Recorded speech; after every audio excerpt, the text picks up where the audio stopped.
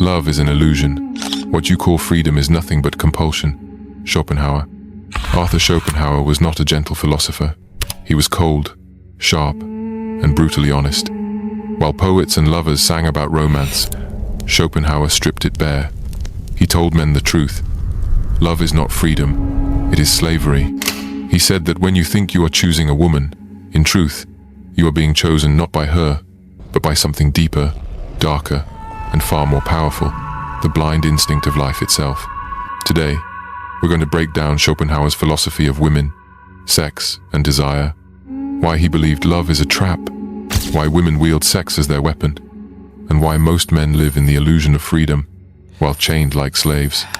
Arthur Schopenhauer lived in the 19th century, a dark, pessimistic philosopher who believed life itself was suffering.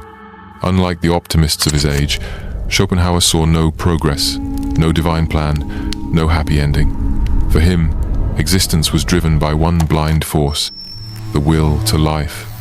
Not willpower, not choice, but an unconscious, unstoppable drive in every creature to survive, reproduce, and continue the species. And sex? Sex was the sharpest weapon of this will, which meant one thing: if you are a man, desire is not your friend. Desire is the leash wrapped around your neck. And women, whether they know it or not, are the ones pulling it. Schopenhauer once wrote, "We are often deceived when we believe we are acting out of freedom. In reality, we are slaves to the will." He meant that the choices we defend most passionately, especially the ones we call love, are rarely choices at all. Think about it.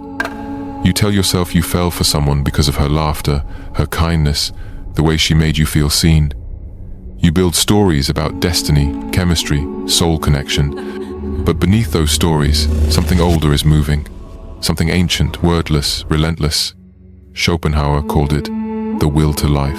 The blind instinct that drives every living thing to survive, to reproduce, to keep the current flowing through the endless generations of existence. It has no morals, no logic, no mercy. It only wants continuation. When you first felt desire, it wasn't freedom singing, it was that will whispering through you. It dressed itself in poetry and perfume, disguised itself as choice, so that you would obey without resistance. The rush of romance, the hunger, the fantasy of eternal union. These are the tools of nature, not proofs of autonomy. In that light, love becomes a mask. What feels like the most personal emotion is actually the most impersonal force. What feels like transcendence is biological hypnosis. The will doesn't care about your happiness. It only cares that you keep the chain unbroken. So the man or woman who believes they are acting freely, who boasts, "I follow my heart," is already captured. The invisible hand has already written the script. You only think you are the author. And this is Schopenhauer's cruel brilliance. He didn't deny the beauty of love. He exposed its mechanism. He showed that behind every embrace, behind every vow, behind every heartbeat, lies a cosmic puppeteer, the same will that turns stars in the heavens and cells in the womb. Freedom, then, is not found in passion. It begins only when you see the strings. And this is where Schopenhauer's thought turns brutal. If sex is the will's weapon, then every human being becomes its soldier. The battlefield isn't the world, it's the bloodstream, the nervous system, the silent hunger that shapes every longing glance. Schopenhauer saw desire as nature's most cunning strategy. Beauty, charm, confidence, tenderness, all the things that draw one person to another are not accidents. They're signals, bait designed by the will itself. The individual believes they are chasing pleasure or meaning, but the truth is colder. They are serving an ancient command to keep the species alive. Every smile, every gesture, every heartbeat that races at the sight of another, it's the will pulling strings from deep within the body. It paints attraction as affection, seduction as intimacy, and the ecstasy of union as freedom. But under the surface, something vast and indifferent moves us like chess pieces toward the same biological end. Schopenhauer described it with merciless precision. The will to life recruits both lover and beloved alike, drives them together with irresistible magnetism, then discards them once the purpose is fulfilled. It does not care for truth, for art, for philosophy. It only cares for continuation. And that is why he called sex the affirmation of the will to life. Every time we reach for another, believing we act from love or choice, the will celebrates its quiet victory. The real war, then, is not between men and women. It is between humanity and the blind force that commands it. The wise see this and tremble. The awakened learn to recognize when desire speaks with a borrowed voice, because the battlefield is still desire, and those who walk upon it without awareness lose the war before it begins. Schopenhauer's gaze was merciless. To him, marriage was not the celebration of love, but the closing of a cage door. He saw the drama like this. A man, consumed by desire, mistakes the heat of passion for the light of freedom. He believes he is making a noble choice, founding a home, choosing a companion, creating a future. But behind that glow of purpose, the same blind will that drives every creature is smiling. It has baited him with affection and bound him with responsibility. In the world as will and representation, Schopenhauer called marriage the trap into which the will lures mankind, binding it to the service of the species. The moment two people pledge themselves forever, they have unknowingly pledged their freedom to nature's project of continuation. Look closer. The vows, the rings, the children yet to be born, each one a thread in the web. What feels sacred is also mechanical. The will doesn't care about romance or loyalty. It only requires that the cycle never stop. And so it crowns the instinct with ritual, sanctifies it with words like home and family, and convinces the lovers that duty is virtue when it is really submission to a purpose older than reason. Schopenhauer saw the irony with brutal clarity. The man who once declared himself master of his destiny becomes servant to his own choices, provider, protector, prisoner. The woman, too, is caught, transformed from beloved into caretaker, drawn into the same choreography. The will has succeeded perfectly when both believe they are fulfilling love while merely fulfilling law. Marriage, in this vision, is not evil. It is inevitable. It is the will's most exquisite design, binding two free minds into a single mechanism that serves life itself. And yet Schopenhauer did not end with despair. His philosophy whispers a challenge. See the pattern. Recognize the leash. For once the illusion is visible, the individual can begin the impossible act, living within the form without being possessed by it. Freedom, he would say, begins not by rejecting love or family, but by understanding whose work they truly perform.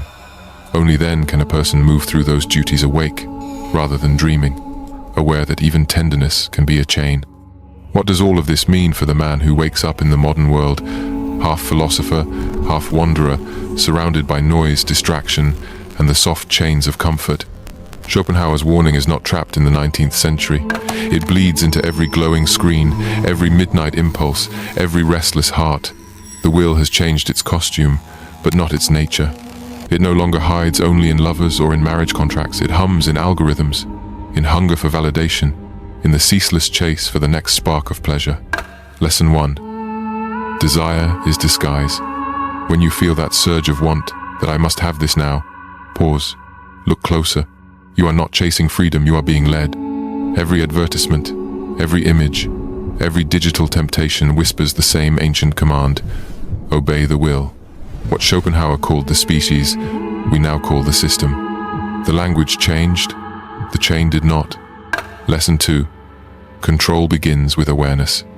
The will cannot be destroyed, but it can be seen. The moment you name the pull that moves you, you loosen its grip. Awareness turns instinct into choice. When you recognize that even love, ambition, and art can be masks for survival, you stop being a puppet and begin becoming a man who acts instead of reacts. Lesson 3. Modern bondage. Today's prisons are invisible. Men trade purpose for comfort, truth for applause, time for dopamine. They build their own cages out of routine and distraction, calling it stability. They confuse being busy with being alive. Schopenhauer would smirk. He had already seen this centuries ago, the soul drowning in necessity while calling it success. Lesson 4. Freedom through discipline. Freedom is not indulgence. It is the strength to withhold. The man who can delay pleasure, who can stand in the fire of desire without moving, becomes dangerous not to others, but to the forces that wish to use him. Schopenhauer believed that art and contemplation could momentarily silence the will. In our time, discipline performs the same miracle. Each act of restraint is a small rebellion against the ancient command to obey. Lesson 5. Mastery over meaning. A man must forge meaning where nature offers only motion. The will demands that you serve life. Philosophy demands that you understand it. The tension between these two is the birthplace of strength. Do not run from it. Carry it like an anvil, and you will discover that suffering can become sovereignty. So look around you at the cities pulsing with distraction, at the endless chase for affection, status, pleasure. All of it is the same play performed on a brighter stage. The will still laughs, knowing that most men have forgotten the script, but a few those who study, who reflect, who feel the invisible strings and dare to cut them become something rare. They turn awareness into armor. They use the same energy that enslaves others to forge their independence. Schopenhauer did not offer comfort. He offered vision. He told men that life is a battle fought in silence between the instinct that compels and the mind that resists. To live freely, you must fight that battle daily. You must know when your thoughts are truly yours. You must learn to hear the will whisper and still choose otherwise. That is the art of modern strength. Not domination, but discernment. Not noise, but stillness. Not conquest, but control. And the man who masters that, who can look at his desires and not kneel, has achieved the one thing the will cannot comprehend: freedom. Schopenhauer was not a philosopher of hope. He was a mirror held up to the abyss, and he forced humanity to look. He believed existence was not a gift, but a compulsion, that life itself was suffering, a restless storm that ends only when the will releases its grip.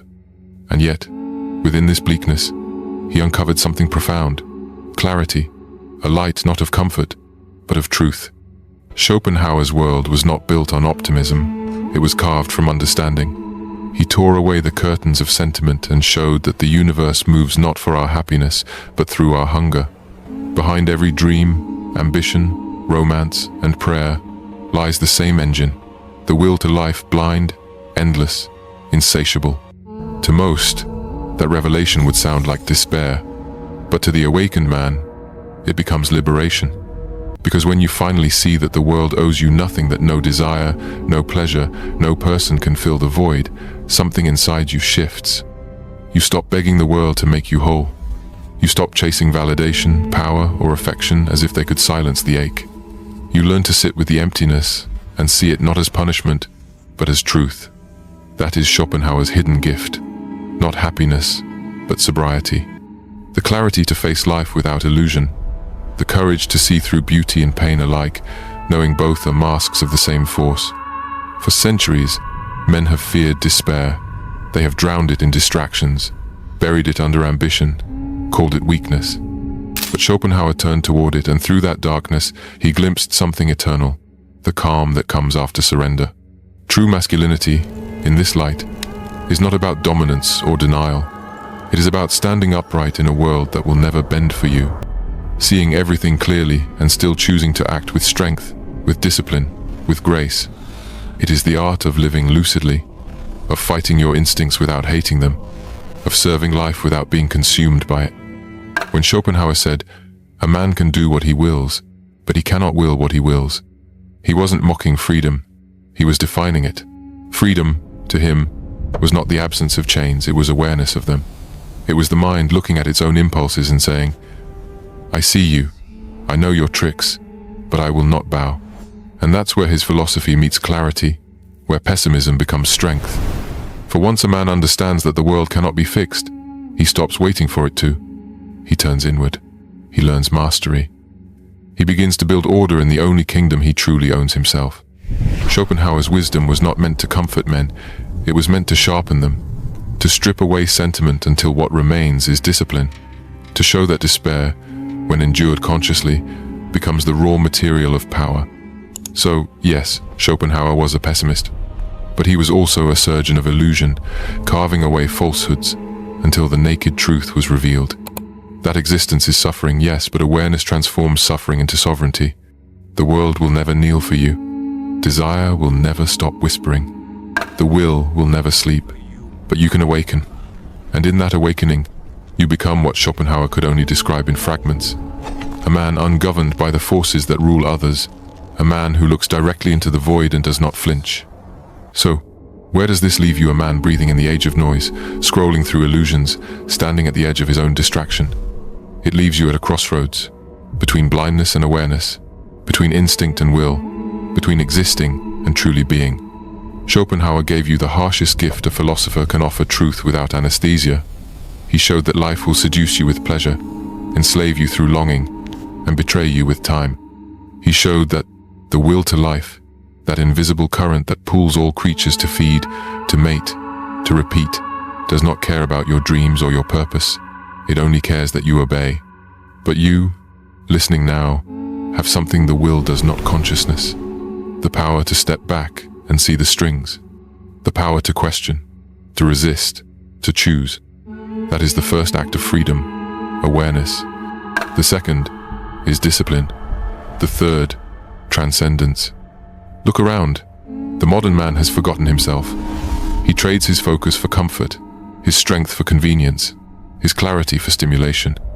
He calls it progress, but it is regression disguised in luxury. He is restless, anxious, addicted, not because he is weak, but because he is untrained, because no one taught him that freedom is not indulgence, but restraint. Schopenhauer would tell you, the battle is not with others, the battle is with your own nature.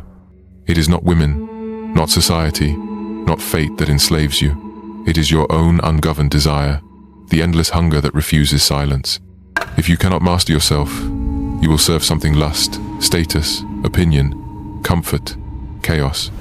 But if you can master yourself, then even suffering becomes a tool, even solitude becomes a throne. So the call is simple, but not easy. Wake up. See through the illusions that rule the world. Recognize the difference between what is natural and what is necessary. Learn to want less, and you will live more.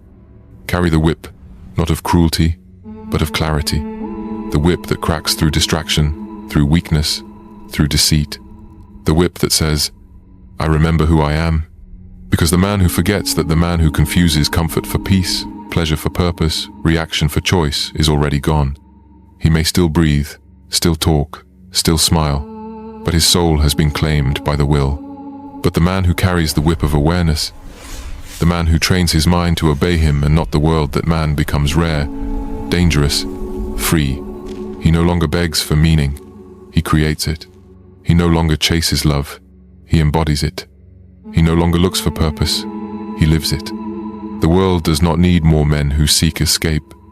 It needs men who can stand still in the storm, calm, awake, unbroken. That was Schopenhauer's paradox.